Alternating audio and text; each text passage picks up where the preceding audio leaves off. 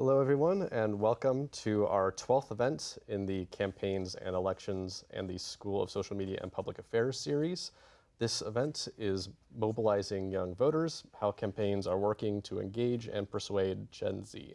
I also would like to welcome our live stream audience on YouTube. Really looking forward to a great discussion here. My name is Derek Holliday. I am an assistant professor in the political science department here at George Washington University, where I study American politics.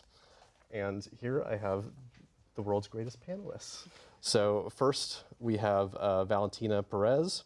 Valentina is a senior vice president who leads GMMB's political digital strategy team. Valentina directs digital advertising for democratic and progressive political campaigns, ranging from US presidential and gubernatorial races to state legislative and ballot initiative campaigns. Next, we have Liz Ring. Liz is the Senior Director of Performance Marketing at Direct Persuasion, where she leads their marketing team. She oversees strategy and execution across a mix of political, nonprofit, and corporate clients, driving results through data-driven targeted campaigns. And then finally, we have our student from GWU. This is Reena Gupta. Reena is a junior studying journalism and mass communication and political science. She has worked on campaigns at the local, state, and federal levels, and most recently has served on the Harris campaign. So welcome all, really fortunate to have you. So today we're talking about Gen Z and young voters in general, and I think it'd be great to start the conversation with a survey of where we are with young voters. So a lot of ink, I think, has been spilled about the ideological realignment, potentially, of young voters in America. So according to Pew surveys in 2016, Clinton won young voters aged 18 to 29 by about 30 points. In 2020, Biden wins by 26 points, and then in 2024, Harris wins by 19 points. So we've seen sort of a gradual realignment or an evening of the field for young voters ideologically. And I guess first what I want to do is just get your sense of what these trends mean for American politics, and what do you make of these trends?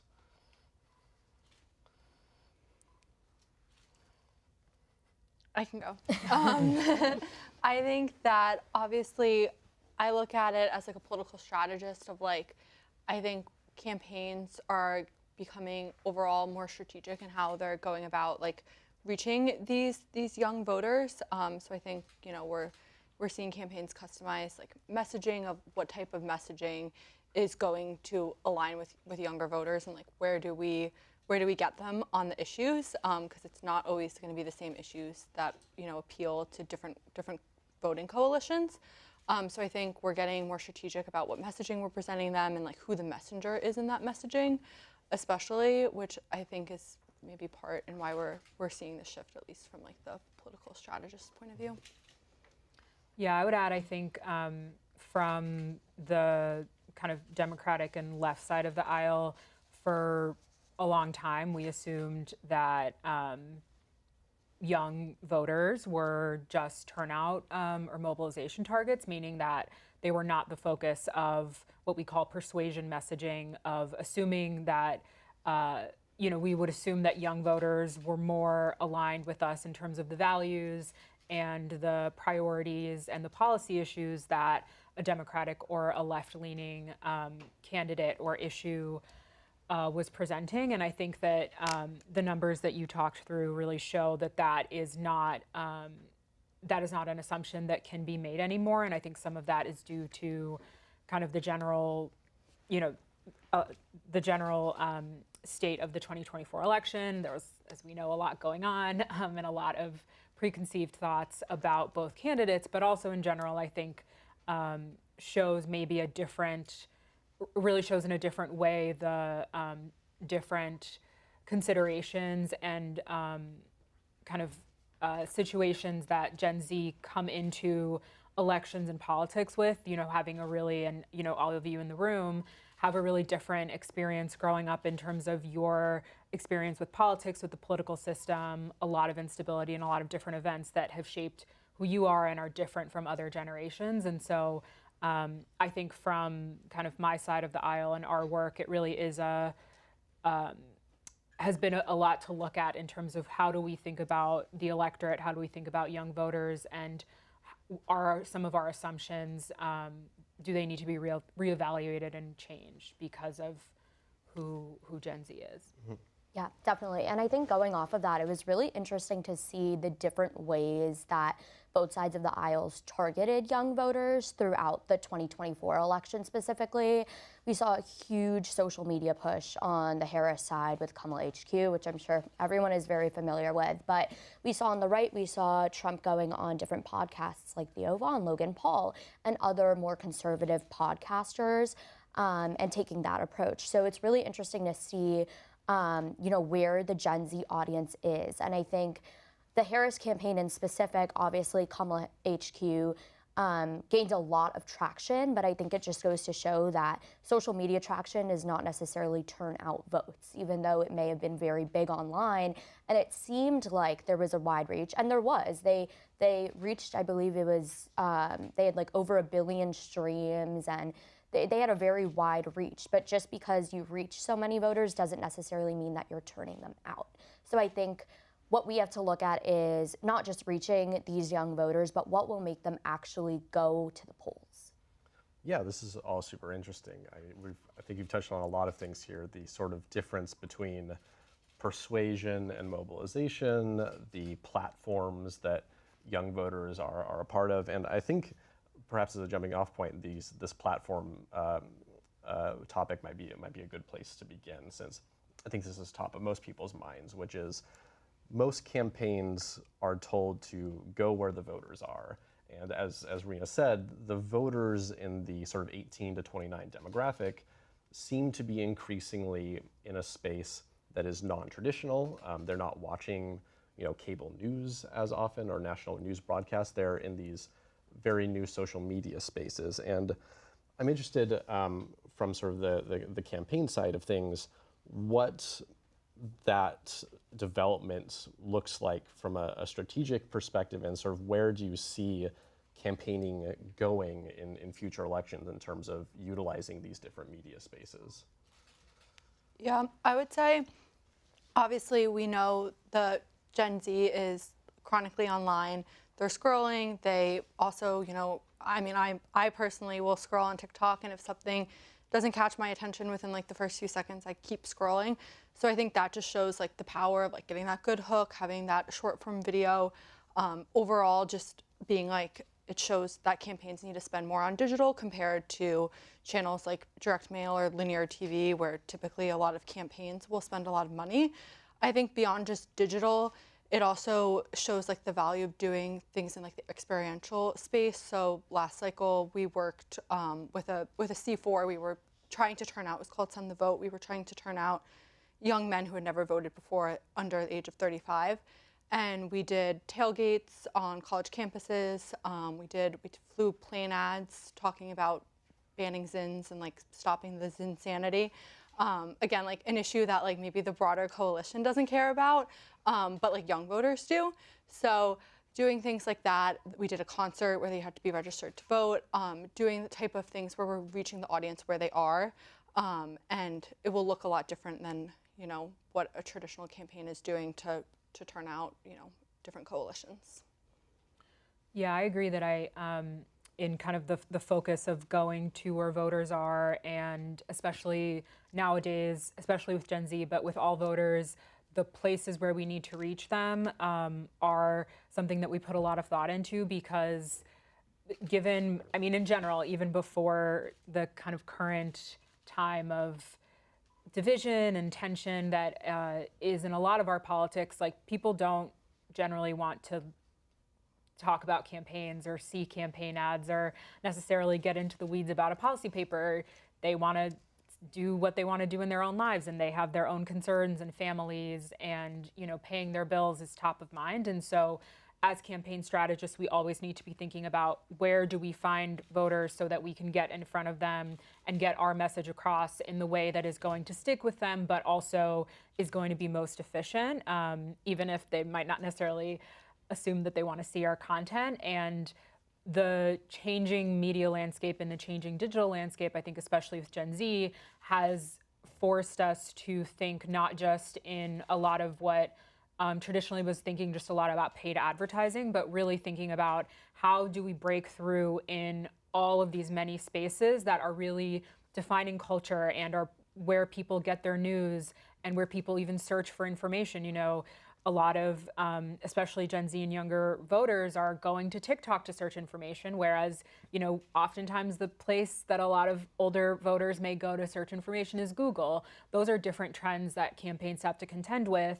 And because there are also limits on paid advertising for some platforms and just a limit in how much paid advertising can get you, there is a lot more discussion I have found, especially on the left. There's been a lot of discussion about podcasts and influencers and how a lot of theories about if that lost Kamala Harris the election or not, which we can talk about. But I think there really is an imperative to think broadly about what is this ecosystem of platforms where people are getting information, especially younger voters, where they exclusively get information, and how do we have a presence there, whether that's with paid advertising or non-paid, just organic presence, organic content, or like Liz was saying, experiential things where you can kind of create a moment. I think there's been a lot of change in that, and that's something that is a really big focus for this for all campaigns in this coming election cycle.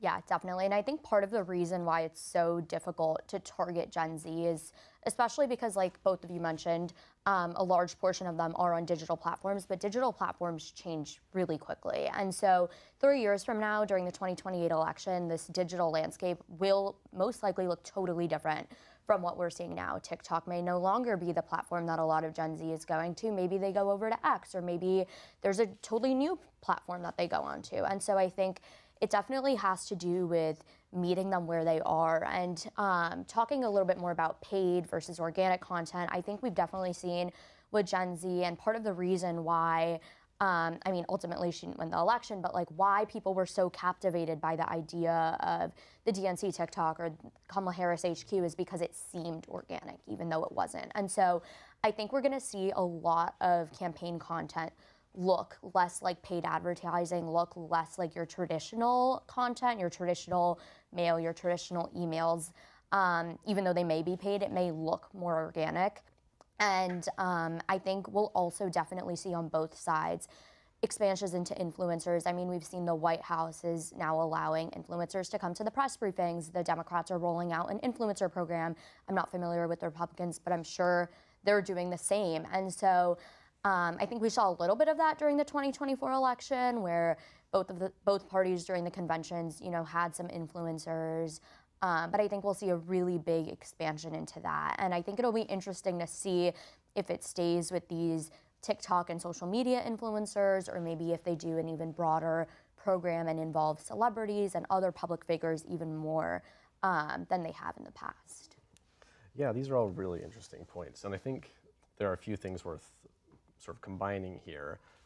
This notion of the organicness or the inorganicness of candidate messaging across these platforms, I think is an interesting one. And I think it also speaks to some of the points that were made earlier about these specific issues that different candidates prioritize when they're trying to target young voters in particular.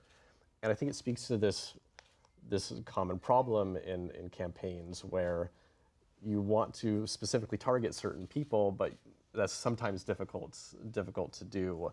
And specifically, as we sort of see in Congress, perhaps the mean age of our Congress, our representatives in Congress, has been getting older and older and older, but the digital media campaign space has grown further and further away from those candidates. And I wonder if there's any difficulty in sort of remaining on brand across all these different spaces while taking positions that are very new and very unique to Gen Z, and how that lands among Gen Z voters, you think? Yeah, I can start with this one. I think that a recent example we've seen that's done a really good job is Zohran Mamdani's campaign for New York City mayor. I think that his social campaign particularly I think we see a lot of, one, he's obviously younger than the average age of most politicians, but I think that being young doesn't necessarily mean you get there. We had in Arizona recently, Deja Fox was, I believe she's 25 or 26 years old, ran in a Democratic primary. A lot of her messaging and campaigning was surrounding the fact that she was young, the fact that she wants to break the status quo. That didn't win her the election. That didn't win her many of the endorsements from some of the progressive members in the Democratic Party. So I think with Mamdani particularly, we saw that his team was able to be effective with their messaging. He was able to bring up some of these new ideas that were progressive and not necessarily widely received throughout, most parts in the United States. If you go to any rural areas of the country, these ideas would probably seem pretty foreign, but was definitely really interesting to see how they had him, face to face on the camera. And not only was he saying, I'm going to break the status quo, not only was he saying, I'm going to introduce this policy, he broke down the policy. And I think we often see politicians underestimating Gen Z and underestimating their knowledge of things. And a lot of these policies are complex, but if politicians are able to use their digital spaces in particular to break down these issues so that they make sense to young people, I think they'll see a lot higher success rate. I mean, when he entered the race, Mamdani was absolutely not poised to win the primary, and now we're seeing him doing very well. He won the primary, it's looking good for the general in November, and I think the fact that his messaging, his social team has stayed on brand with these direct videos, face-to-face videos, has done him very well.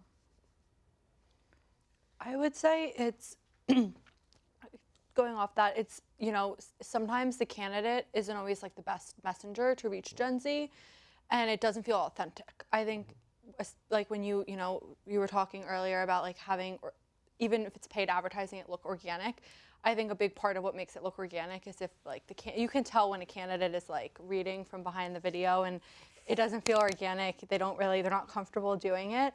And sometimes they may not be the best. I've experienced working, where candidates aren't always the best messenger to reach Gen Z. In that case, it might be an influencer or a surrogate or someone else that can kind of help deliver the message. So we're not necessarily like changing our messaging depending on what part of the coalition we're trying to reach, because I think anytime that's been done, it always comes out and doesn't look good. But just changing who that messenger is and which messages we know our audience is gonna kind of resonate with. Yeah, I agree with all of the points that were made, and I would say also I think that there are candidates of every age that we've seen that young voters have really found, grabbed onto and really found a lot of support for. My first election that I worked on was in the 2016 election cycle on Hillary Clinton's campaign, and Bernie Sanders is not, the youngest person in the Senate or in Congress, and he had a lot of support from, young voters and continues to have a lot of support. And I think that really reinforces that it's not just about the age of the candidate and maybe how comfortable they are, taking a selfie video or making a video for social media, though that certainly is something that just that familiarity and that knowledge of digital platforms is really important. But I think to both of your points, it's kind of knowing who your candidate is, having them be open to what the best approach is for speaking to young voters, whether that's through themselves, whether that's through people on their team, but also more about an openness to ensuring that you're kind of hitting all of these different platforms to reach young voters, and not just saying, okay, well, I don't have TikTok, and so I'm just going to go and we're going to focus all of our time on making sure we're getting on CNN or MSNBC or Fox News. That's important, but that's not the whole ball game. And at least in my experience, especially this election cycle, I have found that a lot of the clients that we are working with are really focused on, like, I may not know exactly what to do, but like, what do I do and where do I go? And sometimes we, say the same thing of like, you are not going on TikTok. So let's start there. Yeah, this makes a lot of sense. It seems that, post 2024, everyone has wondered, what is the sort of single thing that I need to do to reach Gen Z or something like that? And it doesn't seem like there is one single thing that you can do. It's a constellation of where you meet them, how the candidate presents themselves, how their surrogates present themselves. And I think part of this is what we've been speaking about a little bit at the margins, but I want to talk about now, which is the specific policy positions that these candidates take and how they might map onto the policy preferences of young voters, which might be fairly different from the average American. So as you talked about Bernie Sanders, younger Democrats tend to be slightly more progressive than the older Democrats. And it seems also to be the case that younger Republicans are more conservative than the sort of median Republican. So I wonder what issues you see as very important to Gen Z that are perhaps not so important or not even thought about for the older generations.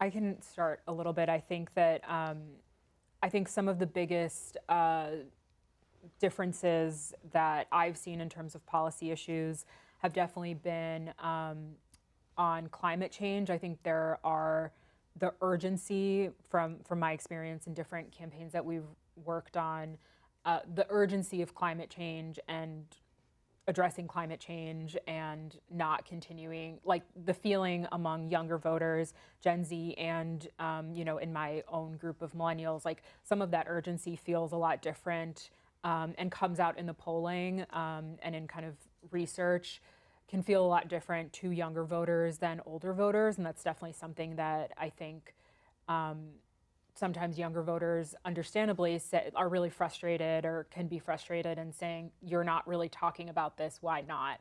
Our planet is on fire. I also think that one of the interesting things in the past couple of years, a lot of the discussions around like student loan forgiveness and student debt or debt from college and higher education, I think that is an issue that, especially with Gen Z and young people who are in college, are recent college graduates, are saddled with loans. I think that is a very different. There can be a lot of different opinions, and we saw a lot of that in the Biden administration when that was being discussed on both sides of the aisle and kind of across the age spectrum. Yeah, I think it's also really interesting to point out, there are definitely several issues, climate change, like you mentioned, student loan forgiveness. I think on both sides of the aisles in Gen Z are passionate about their stances on reproductive issues. But it is really interesting to note the gap between gender, because I think that obviously women and men value different ideals, but there was a recent poll Steve Kornacki put out about Gen Z women that had voted for Harris in the 2024 election, Gen Z men voted for Harris, Gen Z women that voted for Trump, and Gen Z men that voted for Trump. And the difference between Gen Z women and Gen Z women that voted for Harris and Gen Z men that voted for Trump, they were vastly different. I mean, I believe that women had financial stability, women that voted for Harris at number one, and I believe that men voted for Trump had having a family at number one. Financial stability was a lot lower for them, and having a family for Gen Z women that voted for Harris was at the bottom. So I think that this becomes pretty difficult when you're trying to meet voters in the middle, specifically voters that are a part of Gen Z, when they care about issues that are so vastly different. And I think that this poses a challenge that that may be a bit more difficult than it had been in the past, is how do you turn voters? How do you turn people that have voted for the other party in the previous election to vote for your party in the current election when they care about such a wide variety of issues and that there's only so much targeted advertising you can do? Yeah, I would say agree. I think generally we see a lot, like Gen Z and the younger coalition cares a lot about like social issues generally on both sides of the aisle. I think for us, your point on gender was exactly right, because when I worked last cycle for a C4 that was turning out on the right side, more Gen Z men, a lot of the issues that we would run ads for that would work really well, like the Zinn example earlier, were things that like I was like, I guess I'm kind of Gen on the cusp of being a Gen Z, but I was like, these are not issues that like would move the needle for me, but they were issues that on the male side they really cared about. So I do think there is a big gap between gender specifically.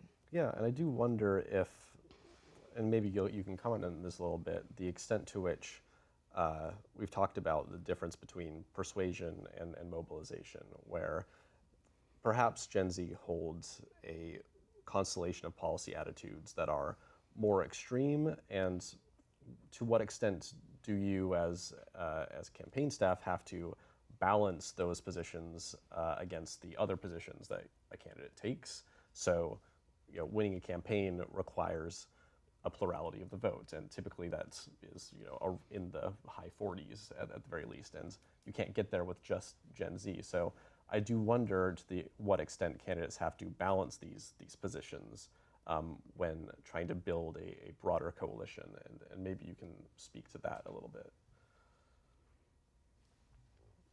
Yeah, I can start. I think fundamentally a successful campaign or candidate should be guided by kind of have a point of view and a set of positions, and ideally you are not changing that, saying one thing to Gen Z about, taxes and climate change, and then saying something totally different to, moms who have kids in high school. Like I think that is, that's really easily found out, and that feels phony, and is just, you're not going to be successful if you come off as a liar and as an opportunist because you're trying to say whatever is going to move the person that you're in front of. And so I think it's less about seeing it as changing your positions based on who you're talking to, but first of all, having a point of view and having a candidate who has a clear sense of how they want to change people's lives for the better and what they would do in their position, but then really figuring out what's the overarching message that is important and that kind of conveys who I am, and then how do I talk about that with the positions that I have in the best way for that audience. So maybe it might mean that you're de-emphasizing or talking less about something and more about another thing, but that should still all fit within the kind of framework of who you are and what you believe. And really trying to, in what we were saying about values, like bring through what are the values that you stand for, that Gen Z voters stand for, and how does that guide who you are? I think that is really where, we've found a lot of success, and how I generally recommend that candidates approach a race. I agree with that 100%.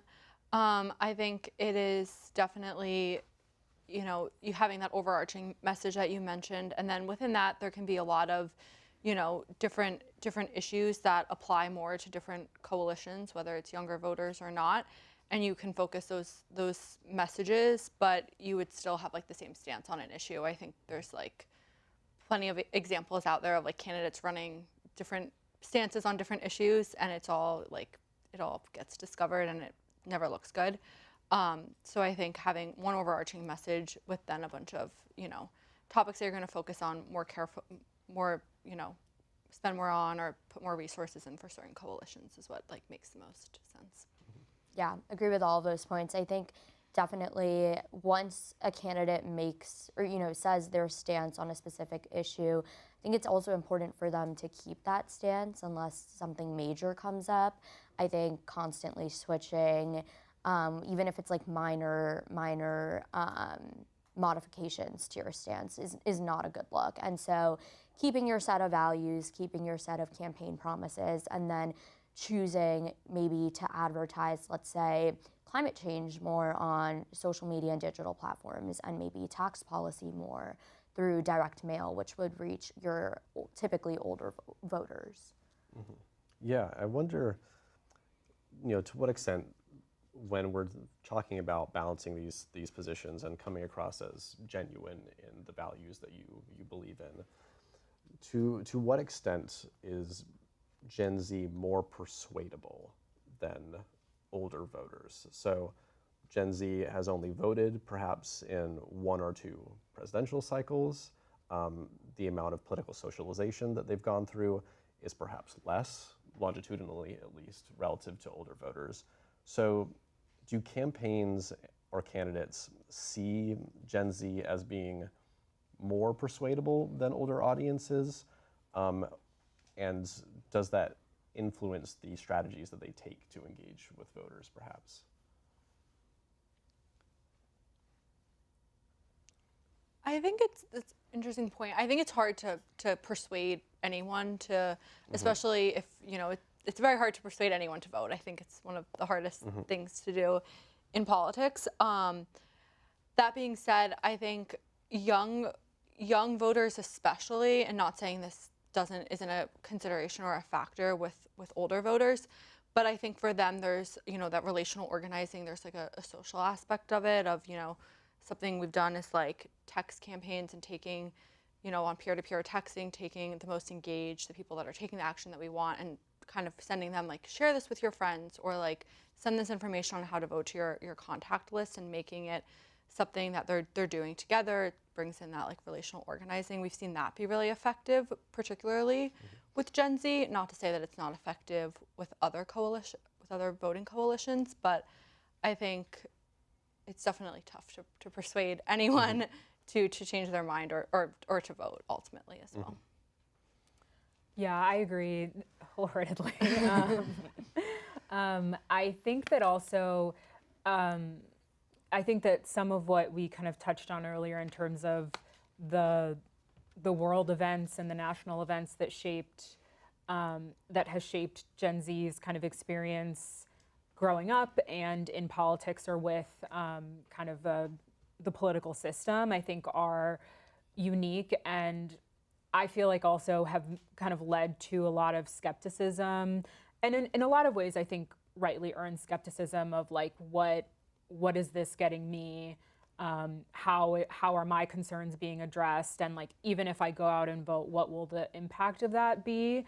I think also being just like chronically online and growing up with the internet, there's a lot of good and bad that happens on the internet, and I think there is some innate skepticism, which I think is good, of like, where is this information coming from, or that I think poses its unique challenges when it comes to trying to say like, yes, your vote does matter, and here's why it matters for this election, and here's why it really matters that you clue in on what the differences between these two candidates that I'm presenting you are. I do think that, as I was saying a little earlier, on the left and on the Democratic side, I think we've generally assumed that young voters, once they kind of key in, are going to be with us, and I think that is something that is just, kind of has been due to more historical trends, but that both the persuasion part in terms of the actual issue and the actually, like, even if you're with us, getting you to vote, as Liz and I were both saying, like, that is a really difficult thing that takes a lot of relational organizing. It takes just like introducing young voters to the political system and the electoral system, and yeah, is not easy. Yeah, definitely agree with all of that. I think in general, it is really hard to get people to turn out to vote, no matter what generation or what age you are. And so often we see people, first-time voters, turn out when they feel like by going out and placing their vote, change will happen that will affect them positively. And so I think a lot of it has to go back with the messaging, like we were talking about a little bit earlier. And I think that with proper, strong messaging towards Gen Z, they will turn out. But I also think that case is the same for, proper, strong messaging for baby boomers, for example. And I think we've mostly been talking about national campaigns, but we've seen even on the state and local levels, particularly, I would argue that it's harder to get Gen Z to turn out there, because not only is it voting on an off year, but you also are requesting an absentee ballot for maybe your local legislator, which most people don't care about and don't really even know what they do. And so definitely think no matter what, it is difficult, unfortunately, to get people to turn out. As a scholar of state and local politics, I care, at least. But yeah, I agree that this is particularly difficult to do to turn people out to vote, and historically has been difficult for younger voters for all cohorts. If you look at young voters or baby boomers when they were young voters, they turned out around the same rate that Gen X did, that millennials did, and now what Gen Z does when they were in that sort of 18 to 29 cohort. They were around 45 to 47%, which is lower than the rest of the voting population. So I wonder to what extent this low turnout is something that is just baked in to the system, that we should always expect young voters to turn out at lower rates, and where you see the turnout rate for younger Americans going in the future, potentially. Like, should I be more optimistic, or should I be pessimistic about young voter turnout? I think it's obviously the numbers tell us that it's always historically low. I think the one thing is now that everything is digital, in a lot of ways, it's a lot easier for us to reach them directly. You can, not TikTok, but you can run political ads on a lot of places on the internet, and even without running paid ads on TikTok, we've seen the success that candidates have had using the platform organically. So I think we do have that going for us in terms of definitely, I think there will definitely continue to be a push to get young people to turn out. I personally, this might be a little pessimistic of me. I don't think we're going to go from like 0 to 100 really quickly, but I think there's definitely like slow baby steps that are being made to help increase those numbers over time. Yeah, I would say I don't think there's to me, like some innate difference between Gen Z and other generations. I think also part of the reason why it's hard to turn people out to vote is because in a lot of places, like, it is hard to vote in the United States of America. It really varies based on where you are. Like, registering to vote is a whole process. And in some states, you might need someone to sign a form for you that they saw you sign this form. And in some states, you can just fill out a form online. And, there are lots of different steps involved. If you want an absentee ballot, there is a different step involved. So I think that is also part of the kind of acclimating any generation and any people to take the steps to vote requires doing things that you have to fit into your kind of day-to-day schedule. But I think some of the things that we've seen work for a long time, and just general mobilization, like what works best to just get someone to the polls, a lot of it is related to kind of deadlines and urgency. It isn't always, talking about specific issues isn't always the best thing to get someone to go to the polls, saying like, if you go vote, go vote for climate change tomorrow. It's saying like, you have an election coming up, vote tomorrow. And like, your time is running out. And sometimes even social pressure things of like, everyone else in your neighborhood has voted, but you haven't. What are you doing? Like some of those kind of basic human things are really effective in getting people to vote. And I think, I haven't seen anything to show that would not, for any reason doesn't apply to Gen Z versus another generation. Yeah, agree. I think it'll be really interesting, to your point about digital, to see as campaigns lean more into the digital space, just how much, one, their reach will expand, but past Persuasion, how many voters they will end up mobilizing. And so, again, like I said earlier, I think in 3 years we'll be in a vastly different digital space than we are currently. But no matter what space we're in, I think it'll be really interesting to see if we are able to target Gen Z voters in a way that millennials, Gen X, and baby boomers have not been targeted in the past, and have that wider reach, and turn some of that persuasion into actual voting, into mobilization. And to your point about voting, I was going to bring up absentee ballots. I think as more restrictions are placed on not only requesting absentee ballots, but every state has different rules as to if your absentee ballot needs to be sent in by election day, if it needs to be postmarked by then, how many days it can arrive to the Board of Elections after it's sent out. Some states are very particular with your signature. And so I think that as voting access, specifically with absentee ballots, is restricted, that will definitely be a worry for Gen Z turnout. And I think we're going to see a lot of people struggle to vote. Yeah, and to add on to this, I think turnout is just one form of political participation, right? People can participate politically in a lot of different ways, through protests, through actual engagement on these media platforms.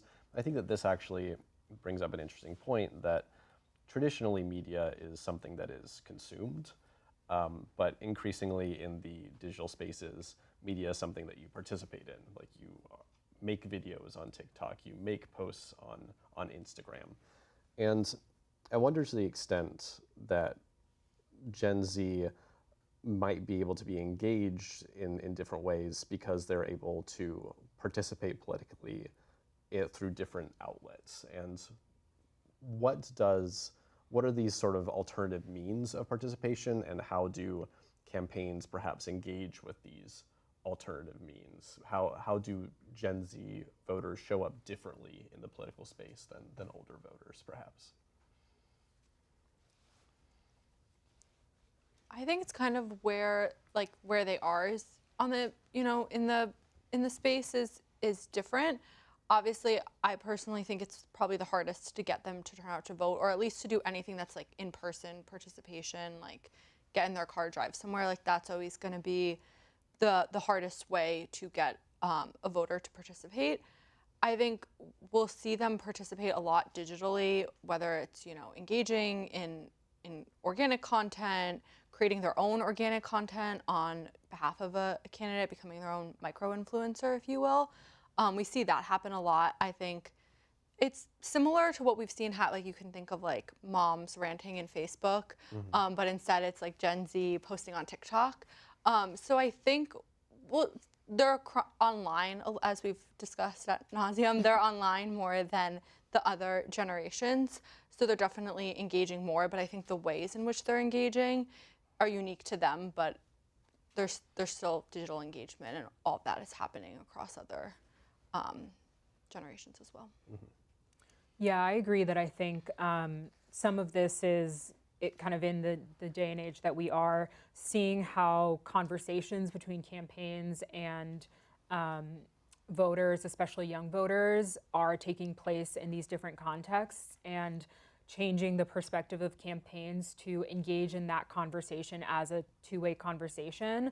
So maybe, not as many people are tuning into or like going physically to a town hall from young voters, but that doesn't mean that you can't have an exchange where you're presenting your policy positions and someone's asking you a question. Maybe you're still doing that. Maybe you have like a virtual event, or maybe you do an Ask Me Anything on Reddit and have like kind of engage in a back and forth conversation. I think a lot of kind of the default on campaigns has sometimes been like, we post it and then people are going to go and react to it, and a lot of them are going to be trolls or are going to be negative, but like, we have to get the information out. And I think more of that kind of engagement is important for having these discussions and kind of, engaging young voters.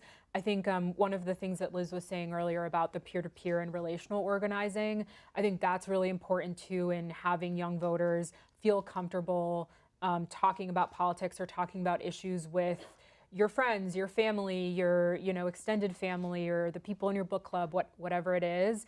That's really important, because ultimately having a personal connection to someone who is telling you about voting or telling you about a candidate is really, really powerful. And for, since politics started, has always been really powerful. And so getting those conversations wherever they're taking place to be personal and not just kind of anonymous is important, because that helps get people on the path to saying, okay, yes, you told me to check my registration, so I'm gonna go do that, and then I'm gonna get my ballot, and I'm gonna vote, and maybe I'm also gonna give you $5 or go to your event that's like 2 blocks down the street from me. All of those are really important things for a campaign, and if wherever it happens, someone that you know is telling you to do that, that is all the more powerful. Yeah, and I definitely think a smaller portion of Gen Z, but definitely I would say like a more rising portion past digital outreach. We've seen, I mean, just here, even on GW's campus, we have the largest chapter of both college Democrats and college Republicans. And I think especially as the political climate continues to be very polarized, very tense, but also full of a lot of passionate people, we're going to see membership in college campus chapters in both Democrats and Republicans increase. And I can speak to college Democrats, but we've had the biggest number of freshmen join us just this year alone. And I know the college Republicans as well had a lot of people this year. Both chapters, both organizations have been conducting canvasses into Virginia and have had substantial people show up to canvass, which in previous years, there was essentially no interest in that. No one wants to spend their Saturday going to Virginia and canvassing for like 6 hours. And I think we've also seen too, just in general, this new digital landscape has made it a lot easier for outreach past traditional social media, but even into phone banking, for example. Like 15 years ago, you couldn't just hop on a Zoom, get your training, and make calls for an hour or two. So definitely think that it's going to be a lot easier for Gen Z to participate politically in other ways than voting. But I think we're also going to see people start to make that effort and show up at canvasses, show up at protests, show up at these in-person events. Yeah, these are all super great points. At this point, we will now turn to the audience for questions for our wonderful panelists. Mike is going to come behind you. Hi, everybody. So my question is do you hear me? Yes, I can hear you. You mentioned several issues that usually the Gen Z is interested in. I would like to know what about foreign affairs? Would that issue be something that is more troubling for the Gen Z? I mean, I think something that has been big in, world politics, and certainly we've seen young voters, and certainly across a lot of college campuses over the past 3 years, has been Israel, Palestine, and the war in Gaza. So I think that has been, and we've seen that has had a lot of impact in terms of what that has meant for candidates and campaigns in terms of where candidates end up on those issues. So I think that is probably the thing that comes to mind as something that young voters, I think especially, but not exclusively, have a lot of really strong, strong feelings on. I think it can also depend, I mean, stepping way back, like there is a lot of instability happening around the world, and I think as, from my own perspective, I'm Venezuelan originally, and there has been a huge, there's a much bigger diaspora of Venezuelans in the U.S. in the past, since the past probably 20 years, over the past 20 years, because of everything happening in Venezuela. That has, changed in different places around the country, like how young voters who are getting to this country or moving around, feel about an issue like what's happening in Venezuela or what's happening in Latin America. And I think as there's just a lot happening around the world, we can see those impacts in different ways. I would definitely agree. I think the Israel-Palestine conflict was kind of the first that came to my mind as well. I think that's something that we've seen a lot of people have strong opinions on both sides of the issue, but I think Gen Z particularly, we've seen a lot of like really strong opinions on both sides there.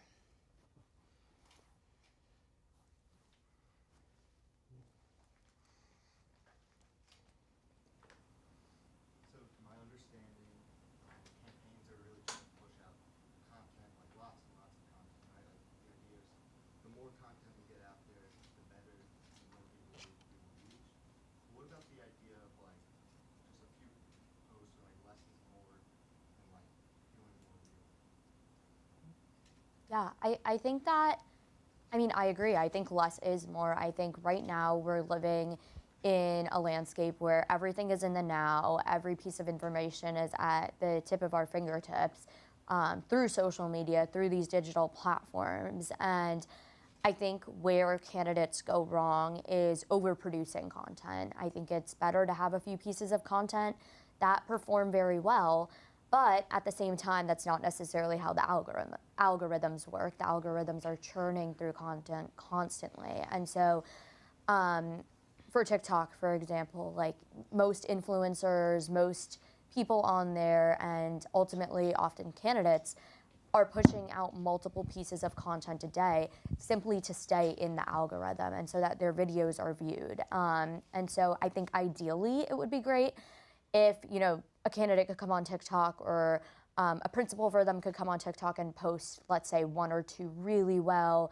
produced videos a week. But I think ultimately, Gen Z is looking more for organic content. So this content that's being produced very quickly, I mean, there's way less editing on it. So it appears, and it is typically a bit more organic. And 2, just to stay with the algorithm and how fast-paced you know, social media platforms have become today, it does seem, as of right now, that it is necessary to be constantly posting throughout the day. Yeah, I think it depends too on like TikTok is a great example of you need a lot of content. There's other platforms that you don't. I would also say like to me, there's a difference between like there are some candidates that like they naturally have, it makes sense for them to give a stance on a host of issues. Other candidates, it does not. Like, it doesn't feel authentic to them. It's, you know, so I think it depends. Some candidates and some platforms, it makes sense for there to be a lot of information. It feels authentic to them. They're really good at creating that organic content. And then some campaigns, you know, maybe less is more, and it doesn't necessarily make sense. Yeah, I agree with what both of you said. I think I also really wish that less is more because that would make my job a lot simpler in terms of making content. But there is, just in terms of how algorithms and just even being connected to like culture and the conversations happening on social platforms, that often does require making a lot of content and putting a lot of things out there.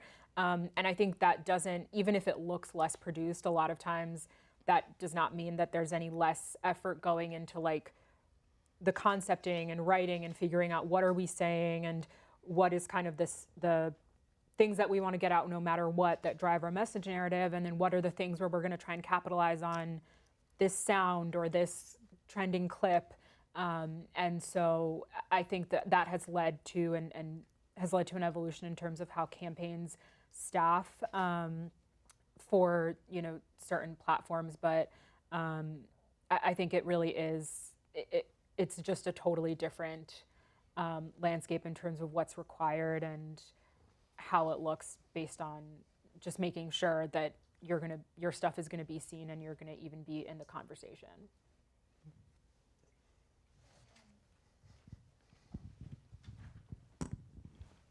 Hi, I just wanted to ask that, do you think like the rise of using social media to promote different campaigns also increases the free riding or free loading problems with Gen Z?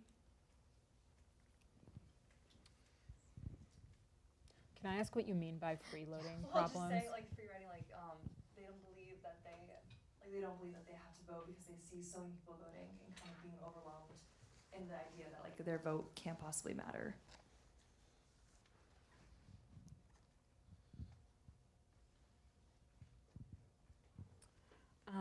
That's a great question. You know, I think it's an interesting question. I think that there are like, I think overall there are people that will kind of take that approach and you know, see everyone else is voting, I don't have to.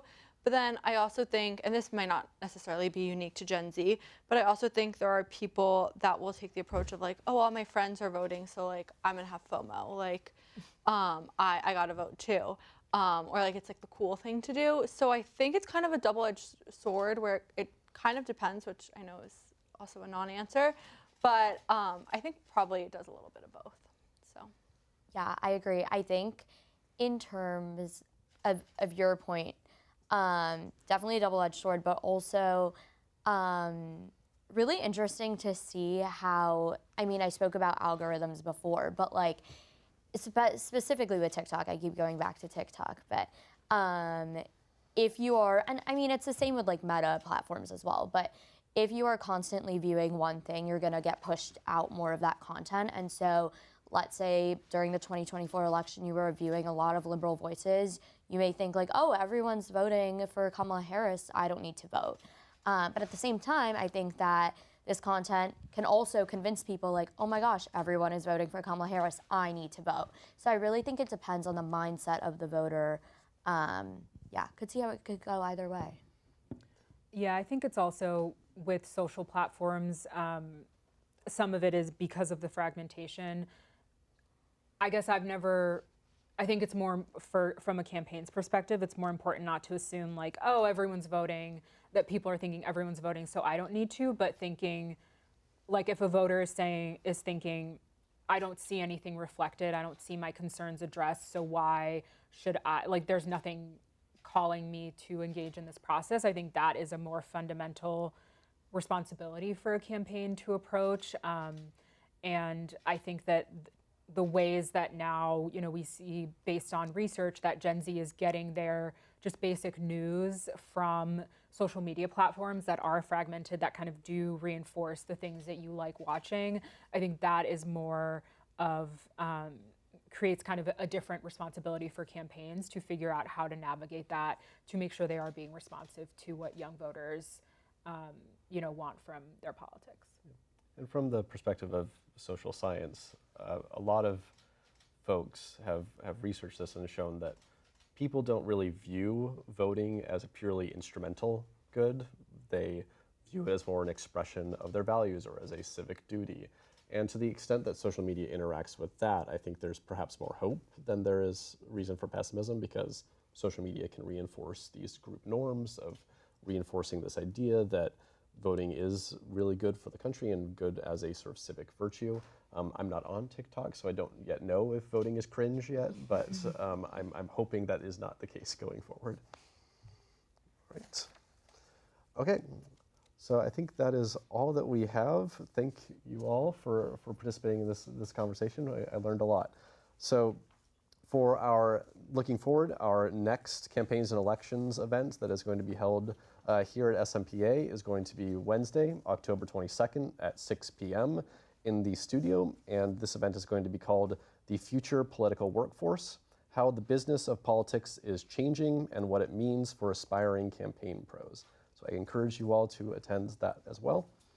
Next Tuesday, September 30th at 6 p.m. in the Jack Morton Auditorium. You can also join us for the Cesno series, where Frank Cesno will sit down with a Republican pollster, a Senate Democrat, and a congressional correspondent for a candid conversation at a moment of peril, titled What Now, America? And finally, we welcome you all to register for these and all the other events that we hold here at SMPA at smpa.gwu.edu/events. Thank y'all, and thank you.